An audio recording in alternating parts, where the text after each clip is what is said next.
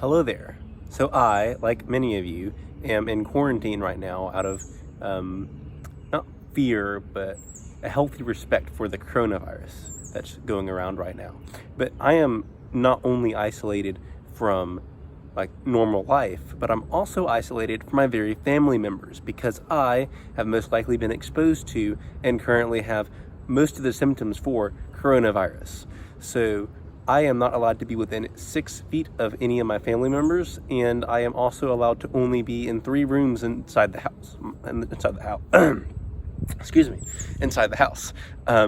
My bedroom, of course, bathroom, and 1 seat in the kitchen facing away from everyone else, where I'm only allowed to be eating meals. So I am spending most of my time outside because that is a lot cooler and more interesting than my room. And I've been spending a lot of time gardening.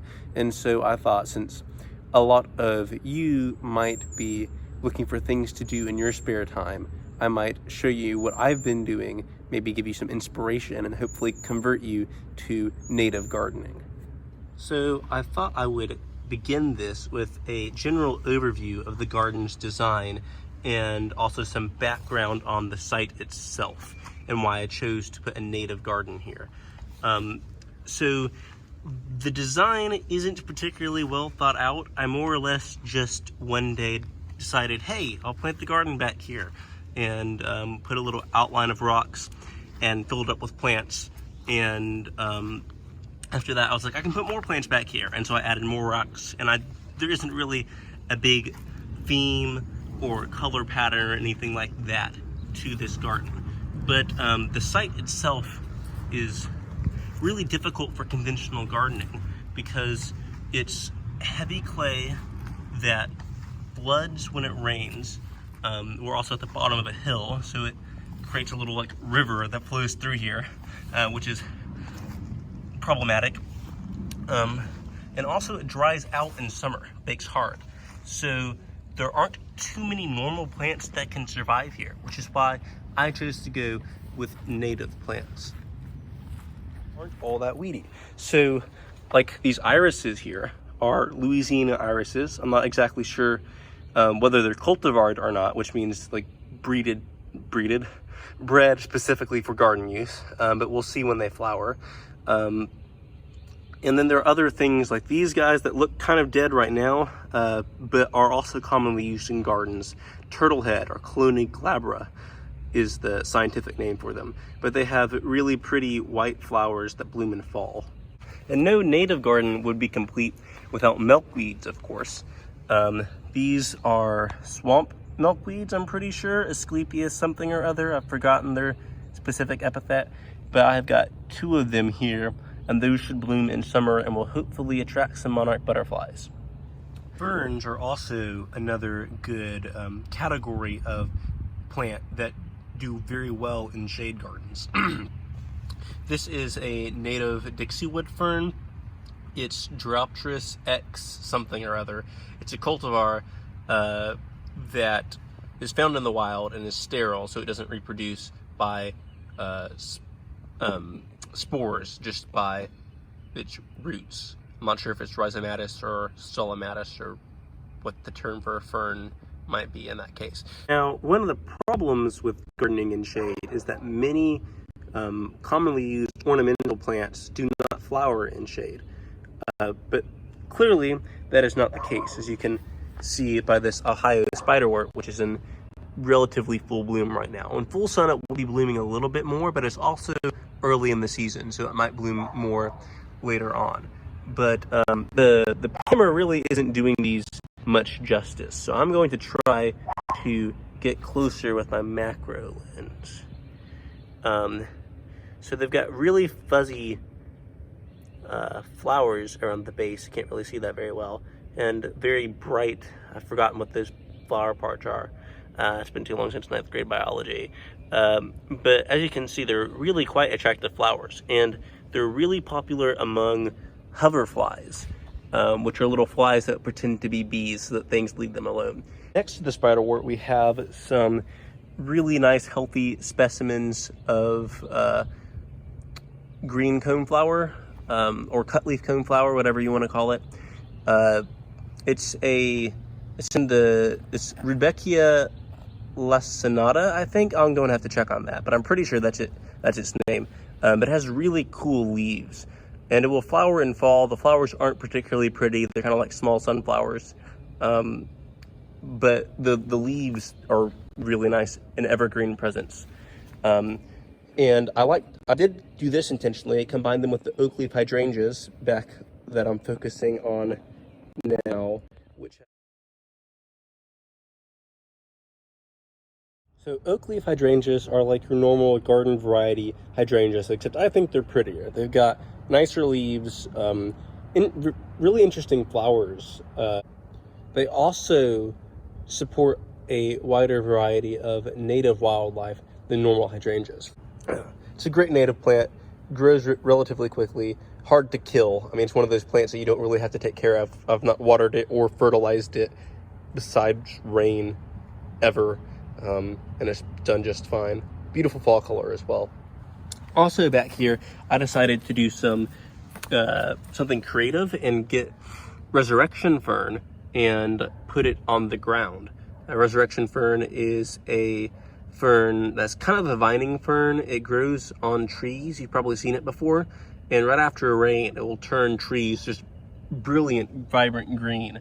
But when it's not rained in a while, or if the location that they're in is comparatively dry, they'll curl up like this. And in this state, they can lose up to 90% of their water and still survive. So really never have to water these guys. I've got another fern over here that's is quite different from resurrection fern. It's called grape fern. It's an evergreen fern. Here's another one. I'm forgetting what the scientific name is. It'll come to me in a minute. Cicericum. Yeah, that's what it is. It's a genus of ferns. I can't tell the species apart, but there are a couple of species in the genus that all, I think, work as good evergreen garden plants. Over here we have a bunch of things. This is a lady fern, I'm pretty sure. I do not know the genus name for that. Unfortunately, I need to. Why isn't this focusing? Focus? Okay, I'm gonna do a macro then. So it's unfurling right now. We'll get a little bit bigger once it's completely unfurled. And at its base, there are also some partridge berry, Michelia repens, and I think this might be bignonia. It's a type of vine, or it could be decumaria, climbing hydrangea. They don't actually look that similar, but I just forgotten which one is which. Have some more of the fern and irises, as well as more hydrangea, more fern. And then I also have these little brown jugs, Hexastylus. And so these guys are really cool evergreen plants. You can see some coming back up here. And they're part of the reason they're cool is because they've got these really interesting little flowers down here. They're in the same genus. I can't remember. They're related to wild ginger, which has a kind of gingery smell, even though it's not edible, I don't think. But these are pretty interesting flowers. There are not too many flowers that are like brown. Oh, hang on. Haha. Looks like we've got something growing here. This right here, if you were ever in Boy Scouts, might be able to recognize as poison ivy. That was not supposed to be growing here. I'll have to get gloves and pull that guy out. A little bit of a pattern there. And then this guy is a really cool orchid, actually. Tipularia discolor, or the Cranefly Orchid. It's called the Cranefly Orchid because its flowers look like one of these guys. Come on, focus. There we go. A cranefly. But yeah, so you're probably thinking those don't sound like pretty flowers, and they're not. But they're interesting, that's for sure. Kind of purple with sometimes pale yellow on a tall flowering stalk. But it has an interesting life cycle. So it only has one leaf per plant, and that leaf comes out only in fall into early spring, and it's dead the rest of the year. And so it's like the opposite of deciduous. And over here we have one of my favorite plants that has currently got sprayed by our lawn people, so it might not survive. I'm rather annoyed by that. But it's red buckeye. I've forgotten the scientific name for it. But it has really pretty bunches of flowers that are red, as the name might inform you. Hopefully it will grow into a nice sized tree though. More irises. You can tell that I enjoy irises. I got a lot of these donated to me by my lovely Nana. Thank you. And then I also got these from my Nana's place, daffodils. I didn't realize what they were because they weren't in bloom at the time, but I will probably be giving these to someone else later on because these are not native plants, and I am not a big fan of daffodils to begin. Blank space, and that is because I ordered some things online and didn't bother to actually take care of them. They were relatively small plants that were shipped in 3-inch pots, and so it's not the fault of the shippers, I don't think, because I've used them before and they're great. I think I just didn't take care of them, and I also planted some in bad spots, and voles got some, so none of that worked out well. But some of those plants survived. For instance, these coral bells, which aren't native to Mississippi but are native to the region. And then this blue mist flower, which looks pretty horrible right now, but in fall it is covered in sky blue waves of flowers that are really fuzzy and cute. And then none of them are blooming this moment, but they've been blooming already. These are Walter's Violet, Viola Walteri. Then I've got some more resurrection fern nestled in between the rocks, and I have this guy right here. Not sure if it's focusing correctly, but it's a Popoff Tree. It's a fruit tree that's native. You need 2 of them for them to produce fruit. I'm going to have to get another one, but Essaminia triloba. Yeah, the only reason I know that that's its name is because it's on the tag. Focus. Yeah, there we go. So hopefully this will go into a nice sized tree.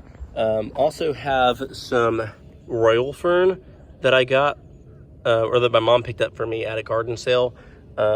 This is Osmundia. I can't remember the species name. Regalis. Okay, that makes sense. Royal fern.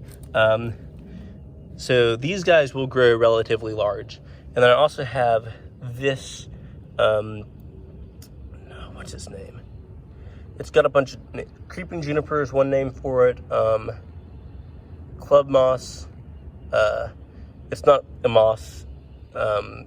It's a type of plant that's kind of like a fern, but not really. Reproduces by spores. It's not native to Mississippi, but I picked it up on a roadside in Georgia. Don't tell anyone, and hopefully it will grow well. I also have some of this partridgeberry, Machilia repens, which is evergreen and has pretty red edible berries in fall. And then I also have these little delicate looking ferns. I've forgotten what they're called. A friend gave them to me. They're native, and hopefully they'll form a nice ground cover as well. And here we have an American Beautyberry. These have really pretty purple plastic looking berries in fall. They're in the honeysuckle family, I'm pretty sure, but their berries are rather toxic to humans, so I'm not going to eat those. And then I also have some chain fern, these guys, which all these ferns right here are the same fern. And if I remember correctly, this one is the same fern as well. It has a really long rhizome that stretches across that way, and hopefully it will form a nice ground cover. More irises. These are a different cultivar of Louisiana iris from the other ones. I've forgotten what color their flowers are supposed to be. Then this is Lyre Leaf Sage that just blew in. It's kind of weedy, but I like it. It looks cool. It's got really pretty flowers. It's a sage and salvia lyrata. And it has really cool venation on its leaves, I think. I think it's pretty neat. Very pretty sky blue flowers that should be coming up any week now. And that's basically the end. I have some muscadine that I planted intentionally over here, and hopefully that will turn into a nice vine that will produce fruit for years to come. And that's my shade garden.